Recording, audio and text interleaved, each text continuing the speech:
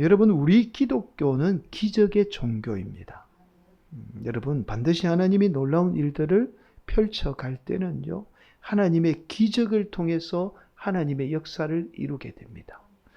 그래서 기독교 역사를 한마디로 정의하면 기적의 역사라고 그렇게 말을 합니다. 여러분, 우리 기독교는요, 불가능한 상황에서도 기적을 일으켜 가능케 하는 역사를 이루어 왔어요.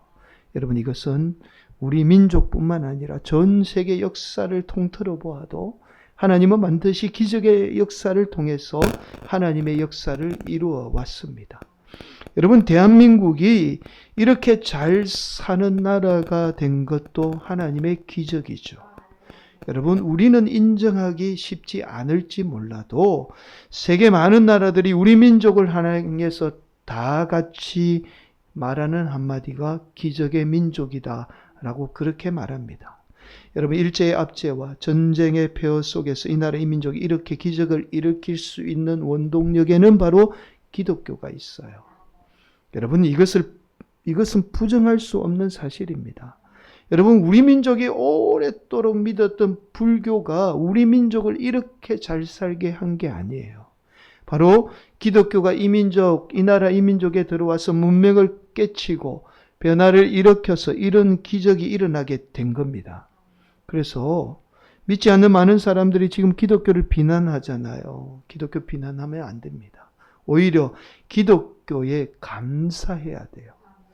특별히 목숨을 걸고 이 땅에 와서 선교하신 선교사님에 대한 감사가 있어야 되고요. 그들이 학교를 지었고 병원을 짓고 그렇게 이 나라의 기초를 쌓아서 이 나라가 지금껏 이런 기적의 민족이 된 겁니다. 그리고 그 선교사님을 파송한 나라에 대한 감사한 마음을 우리 민족이 잊어서는 안 돼요. 여러분, 이런 말이 있잖아요. 은혜 모르면 사람이 아니다라는 말이 있잖아요. 여러분, 우리 민족이 그 은혜를 잊어버려서는 안 됩니다. 특별히 성도들이 그 은혜 잊어버려서는 안 돼요. 우리가 그 은혜를 잊지 말아야 하나님의 더 놀라운 은혜와 복을 받게 돼요. 우리 민족이 그 은혜를 잊어버려서는 안 됩니다. 사랑하는 성도 여러분, 오늘도 우리 하나님은 우리 성도들의 삶에도 기적을 일으키시는 분이에요. 그 기적을 통해서 하나님의 일을 감당케 하시는 분이 바로 우리가 믿는 하나님입니다. 저와 여러분은 부족하고 연약해도 심지어 불가능해 보여도 하나님은 오늘도 저와 여러분의 삶에 기적을 일으켜 하나님의 역사를 이루어 가게 됩니다. 오늘도 우리 성도들이 주시는 하나님의 말씀을 통해서 하나님의 놀라운 기적의 역사를 이루어가는 복된 성도들이 되시기를 간절히 축복합니다. 복된 성화교회가 되시기를 간절히 축복합니다. 여러분, 오늘 본문의 말씀은 초대교회의 두 여성이 기적적으로 일어나고 다시 살아난 사건을 말씀하고 있어요. 여러분, 먼저 첫 번째 사건은 애니아라는 여성이 중풍에서 다시 일어나 걷게 된 사건이죠. 여러분, 베드로가 두루 다니며 복음을 전하게 됩니다. 마침 베드로는 이때 루다라는 곳에 이르게 돼요. 여러분, 지도 보시면 이 루다는 예루살렘에서 멀지 않는 곳입니다. 예루살렘에서 내려가서 베드로가 복음을 전하게 됩니다. 그런데 이 베드로가 이곳에서 중풍에 걸려서 무려 8년 동안 누워만 있던 여성을 만나게 됩니다. 그 여성이 바로 애니아라는 여성이에요. 여러분, 오늘날은 중풍으로 쓰러져서 다시 일어나는 경우들이 있습니다. 또한 의술의 발달로 중풍이 발병해도 조기에 발견만 하면 얼마든지 나을 수 있는 질병이죠. 그러나 과거에는 달랐습니다.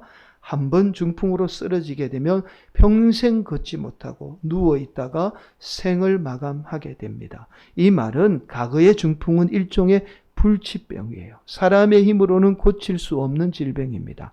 오늘날은 뇌졸중이라고 하죠. 뇌에 있는 혈관이 터져서 뇌의 신경이 손상되는 질병입니다. 여러분, 인간의 뇌신경세포는 한번 죽으면 다시 회복되지 않습니다. 인간의 생명과 같아요. 그래서 한번 죽으면 다시 회복될 수 없습니다. 그래서 한번 쓰러지게 되면 다시 일어나 걸을 수 없게 됩니다. 그러나 오늘 본문의 애니아에게 다시 일어나 걷는 놀라운 기적의 역사가 일어나게 돼요. 오늘 본문 34절 말씀, 베드로가 이르되 애니아야, 예수 그리스도께서 너를 낫게 하시니 일어나 내 자리를 정돈하라 한데 곧 일어나니. 여러분, 그런데 더 놀라운 기적의 역사는 이후에 일어납니다. 바로 베드로가 있던 루다의 옆 동네에요, 요빠에 있던 여제자인 다비다가, 이 다비다라는 여성이 죽는 사건이 일어나요. 그러자 요빠에 있는 성도들이 베드로가 있던 이 루다에까지 찾아와서 도와달라고 간청을 하게 됩니다. 여러분, 오늘 본문 말씀을 자세히 살펴보게 되면 요빠에 있던 성도들이요, 처음부터 다비다를 살려달라고 간청한 게 아니에요. 베드로가 이 성도들의 이 이야기들을 가만히 들어보니까 이 여성의 죽음이 너무 안타까웠던 거예요. 그래서 이 베드로가 다비다를 다시 살리는 기적의 역사를 일으키게 됩니다. 그 말씀이 40절 말씀. 베드로가 사람을 다 내보내고 무릎을 꿇고 기도하고 돌이켜 시체를 향하여 이르되 다비다야 일어나라 하니 그가 눈을 떠 베드로를 보고 일어나 앉는지라. 여러분, 이 두 사건으로 인해서 루다에 있던 사람들이나 요빠에 있던 많은 사람들이 예수님을 믿게 돼요. 먼저 35절 말씀. 루다와 사론에 사는 사람들이 다 그를 보고 주께로 돌아오니라. 이어서 42절 말씀. 온 요빠 사람이 알고 많은 사람이 주를 믿더라. 여러분, 루다나 요빠에 있던 사람들이 이 두 여성을 통해서 예수님의 기적의 역사를 실제로 보고 듣고 경험하게 되었던 거예요. 그래서 예수님을 믿지 않을 수 없었던 거죠. 그 기적의 역사를 눈으로 보니까 예수님의 살아계심을 직접 눈으로 보게 되었던 겁니다. 여러분, 이처럼 우리가 믿는 기독교는 항상 하나님의 놀라운 기적의 역사를 통해서 하나님의 일들을 펼쳐 나가게 돼요. 중요한 역사의 순간에는 어김없이 하나님이 기적을 일으켰어. 그 하나님의 놀라운 역사를 이루어 왔습니다. 여러분, 이것이 단지 우리의 이성으로 이해할 수 없다고 해서 아무렇게 치부해서는 안 돼요. 마치 미신처럼 치부해서는 안 됩니다. 그래서 서두에서 말씀을 드렸듯이 기독교는 기적의 종교입니다. 늘 기적을 통해서 하나님의 놀라운 역사를 이루게 돼요. 오늘도 마찬가지입니다. 하나님의 그 기적의 역사는 믿는 성도들을 통해서 역사하게 됩니다. 여러분, 그런데 오늘 본문에서 이 기적의 역사 이면에는 다비다라는 여성의 죽음에 대해서 안타까워했던 여성들이 있었다는 사실을 알 수 있어요. 여러분, 오늘 본문 39절 말씀. 베드로가 일어나 그들과 함께 가서 이름에 그들이 데리고 다락방에 올라가니 모든 가부가 베드로 곁에 서서 울며 도르가가 그들과 함께 있을 때 지은 속옷과 겉옷을 다 내보이거늘. 여러분, 다비다라는 이 여제자가요, 늘 가난한 사람들을 도와주었던 거예요. 여러분, 특히 힘없고 연약한 가부들을 위해서 자신의 물질을 아끼지 않고 선을 행했던 인물입니다. 그래서 자신들을 도와준 이 다비다의 죽음이 너무 안타까워서 이 여성들이 베드로에게 자신들이 입고 있던 지금 속옷까지 다 보여주고 있는 거예요.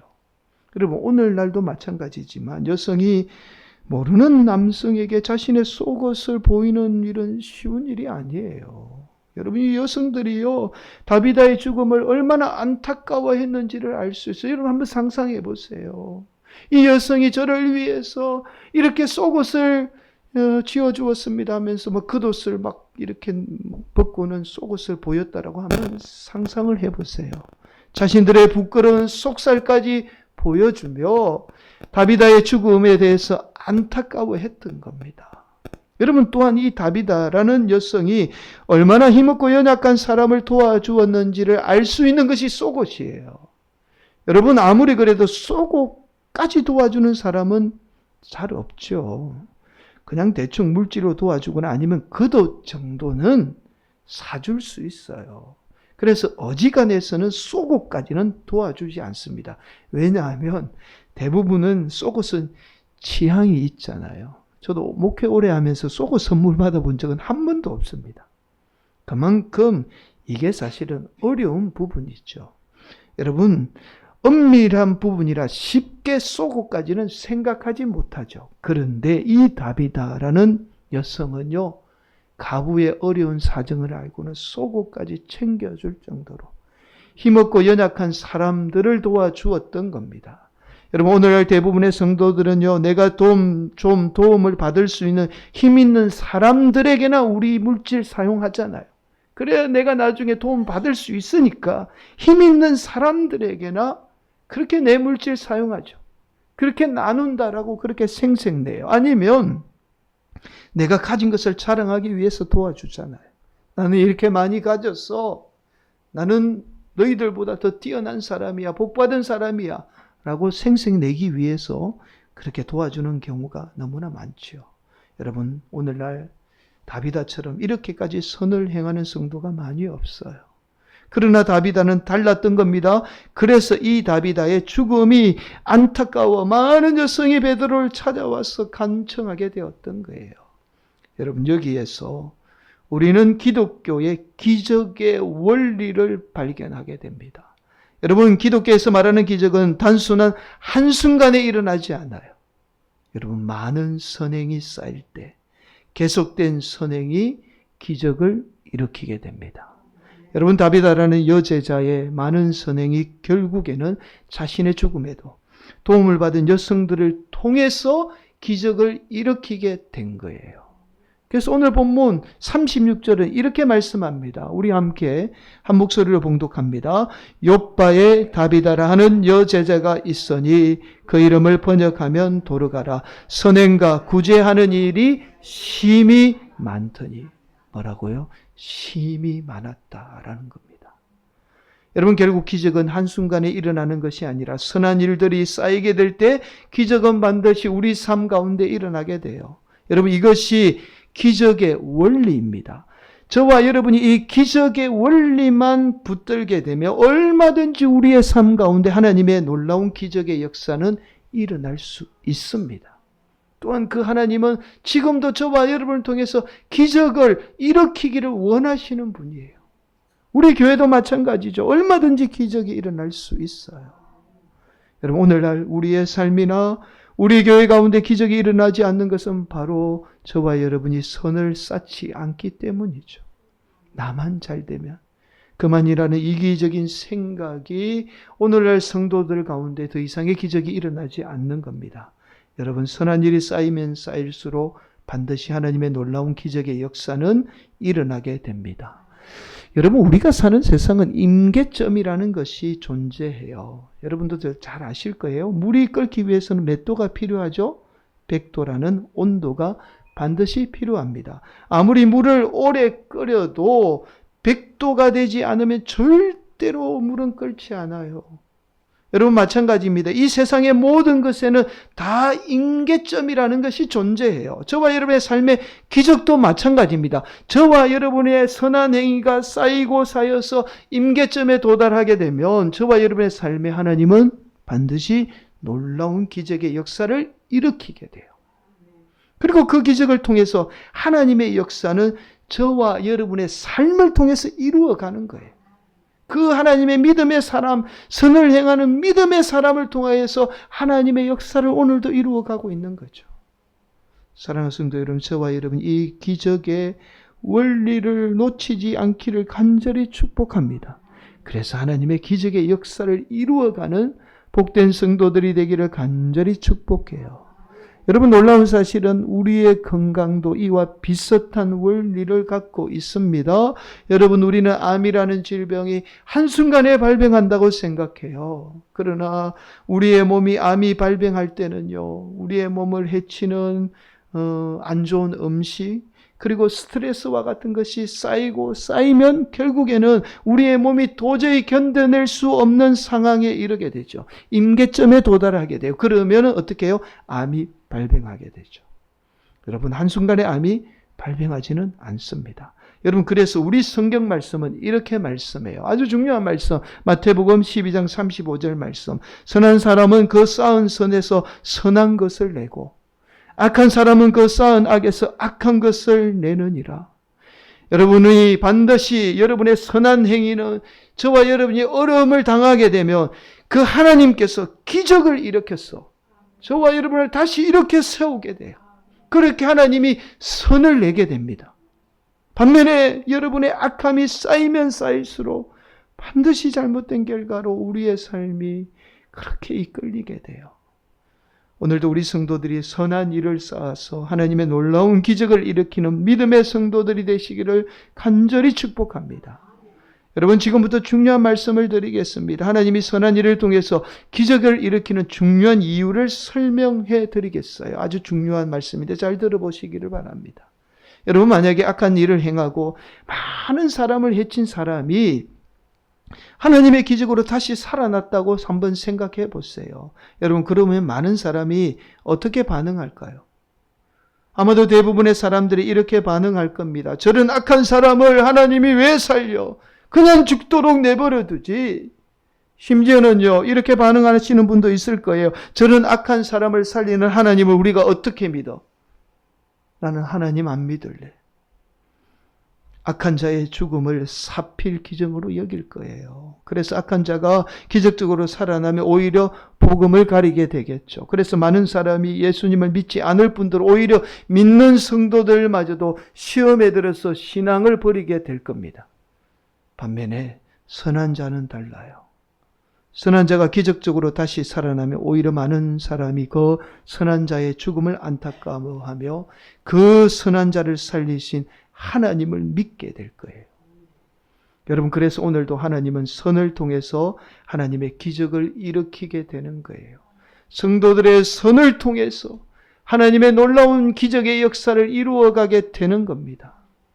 여러분, 그래서 오늘 본문 말씀 35절을 다시 살펴보면 이렇게 말씀하고 있어요. 그냥 룻다와 사론에 사는 사람들이 예수를 믿은 게 아니고 그 선한 사람의 살아난 그 기적을 보고 주께로 돌아오니라. 이어서 42절 말씀, 온 요파 사람이 알고 많은 사람이 주를 믿더라. 이 두 여성의 선한 행위가 기적적으로 다시 살아나게 되고 결국에는 이 일로 인해서 많은 사람들이 예수님을 믿게 된 거예요. 그래서 오늘도 하나님은 저와 여러분의 선을 통해서 기적을 일으키기를 원하고 하나님의 놀라운 역사를 이루어가기를 원하고 계신 겁니다. 여러분, 놀라운 사실은 오늘날 한국교회가 성도들이 선을 통한 하나님의 기적 자체를 부정합니다. 오늘날 교회마저도 기적을 이야기하면 요즘 같은 세상에 무슨 기적이냐고 비난해요. 아니, 지금 이 시대가 어느 시대인데 기적을 이야기하느냐는 거예요. 그래서 오늘날 한국교회가 기독교에서 가장 중요한 역사인 기적을 잃어버렸어요.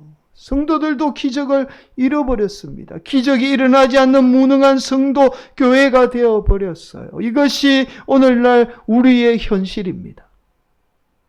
그러나 서두에서 말씀을 드렸듯이 하나님은 오늘도 성도들의 선행을 통해서 놀라운 기적을 일으키시기를 원하시는 분이 바로 우리가 믿는 하나님이에요. 오늘도 사랑하는 성화교회 성도들이 선을 쌓아서 하나님의 기적을 일으키는 복된 성도들이 되시기를 간절히 축복합니다. 여러분, 얼마 전이죠. 2023년도에 개봉한 영화 중에 기적은 가까이라는 영화가 있습니다. 올드네리 엔젤스라는 원제의 영화이죠. 이런 내용입니다. 1993년도 켄터키주 루이빌에 사는 한 여성이 두 딸을 낳고는 5년 후에 남편과 두 딸만 남겨둔 채 세상을 떠나고 맙니다. 불행은 여기서 끝나지 않아요. 그런데 엄마가 죽고 얼마 있지 않아서 딸이 단도폐쇄증을 앓게 됩니다. 어린 딸이 단도폐쇄증을 앓게 돼요. 이 질병은 간 이식이 아니고서는 나을 수 없는 질병이에요. 서서히 죽어가는 질병입니다. 이 안타까운 소식이 지역의 신문에 실리게 돼요. 마침 이 소식을 접한 사론이라는 여성이 이 안타까운 소식을 듣고는 이 아이를 돕기로 결심합니다. 그런데 이 여성도 문제가 많아요. 알코올 중독에 걸려 있고 여러 가지 문제가 많은 여성입니다. 그런데도 이 아이를 도와야 되겠다라는 결심을 하게 되죠. 그렇게 자신이 운영하던 미용실에서 고객들을 대상으로 모금을 시작하게 됩니다. 그러나 아이의 아빠는 엄청난 병원비를 감당을 하지 못해요. 그러자 사루는 이번에 이 병원비를 해결하기 위해서 병원 관계자들을 직접 찾아갑니다. 그리고는 끝내 병원 관계자들을 설득하게 돼요. 그렇게 아이의 병원비를 0으로 제로로 만들게 됩니다. 병원의 선행이 알려지게 되면 오히려 병원이 더 큰 이득을 보게 된다는 사실을 강조했던 겁니다. 자, 심지어 더 놀라운 사실은 아이가 지금 간이식이 너무나 긴급한 상황에서 수술 대기자 명단 1순위로 올려놓게 돼요. 자, 여러분, 병원비를 제로로 만든 일도 놀라운 일이지만 수술 대기자 명단 1순위로 올리는 일은요, 사실은 기적 같은 일이에요. 신장 이식을 기다리는 분들에게는 정말 기적 같은 일이거든요. 자, 그렇게 기적적으로 간 이식의 기회가 주어지게 됩니다. 그런데 하필 그때 6시간 이내에 도착해야 되는데 때마침 이 지역에 엄청난 눈보라가 며칠 동안 불어닥치게 돼요. 그래서 눈보라로 인해서 공항도 폐쇄되고 고속도로가 다 폐쇄된 상황에서 아빠와 딸은 눈보라를 헤치고 달려가다가 그만 눈보라에 갇혀서 꼼짝달싹도 할 수 없는 수술을 다른 사람들에게 양보해야 되는, 그러면 아이는 죽게 되는 그 상황에 내몰리게 됩니다. 이때 TV 뉴스를 통해서 이 소식을 전해들은 많은 사람들이 안타까워하며 그 심한 눈보라를 헤치고 와서 눈보라에 갇혀있던 아빠와 딸을 구해주게 돼요. 그리고 병원으로 갈 수 있는 유일한 수단인 이 헬기마저도 기적적으로 구하게 됩니다. 그런데 이 눈보라의 헬기를 조종할 조종사가 또 없어요. 그런데 또다시 기적은 일어나요. 그 심한 눈보라 속에서 헬기를 목숨을 걸고 조종할 자원자가 나타나게 됩니다. 그런데 헬기를 몰고 갔더니 눈보라로 인해서 헬기가 이번에는 착륙을 할 수가 없어요. 눈이 너무 많이 쌓여서 도저히 헬기가 착륙을 할 수 없었던 겁니다. 한참을 맴돌 수밖에 없었어요. 그러자 이번에는 사람들이 달려 나와서 헬기가 착륙할 수 있도록 직접 그 많은 눈을 그 심한 눈보라 속에서 다 치웁니다.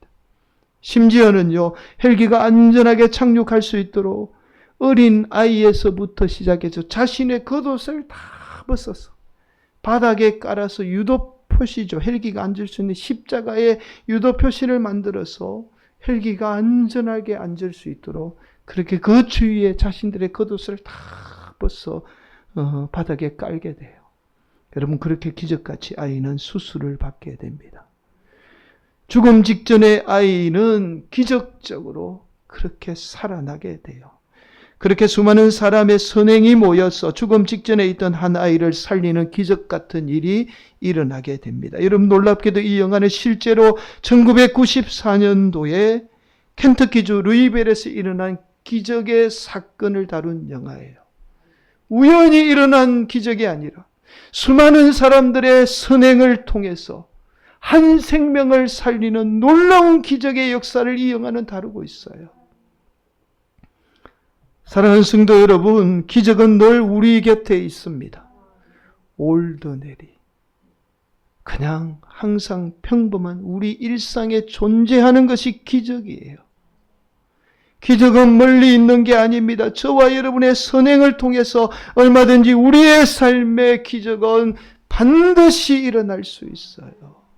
다비다의 선행과 구제가 그녀를 살렸듯이 세상 사람들은 우리에게 향해서 불가능해, 안 돼 라고 말할지라도 저와 여러분의 선행이 쌓이게 되면 기적의 역사는 반드시 우리의 삶 가운데 일어나게 됩니다.